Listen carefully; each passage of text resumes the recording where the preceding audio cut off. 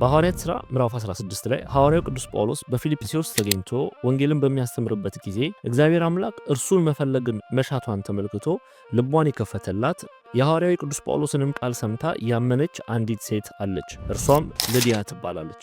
ይህቺ ሴት በአውሮፓ ምድር የመጀመሪያዋ አማኝ ናት። በሐዋርያት ሥራ ምዕራፍ 16 ቁጥር 14 እና 15 ላይ ቅዱስ ሉቃስ እንዲህ በማለት ስለዚህች ሴት ይጽፋል። ከቲያትሮን ከተማም የመጣች ቀይ ሐር ሻጭ እግዚአብሔርን የምታመልክ ልድያ የሚሏት አንዲት ሴት ትሰማ ነበረች። ጳውሎስም የሚናገረውን ታደምጥ ዘንድ ጌታ ልቧን ከፈተላት። እርሷም ከቤተሰቦቿም ጋር ከተጠመቀች በኋላ በጌታ የማምን እንደሆን ከፈረዳችሁልኝ ወደ ቤቴ ገብታችሁ ኑሩ ብላ ለመነችን፣ በግድም አለችን በማለት ይጽፍልናል። እህቶች እንደ ልድያ የእግዚአብሔርን ቃል ለማድመጥ መሻትን ልበሱ። የእግዚአብሔር ጸጋ ከሁላችን ጋር ይሁን።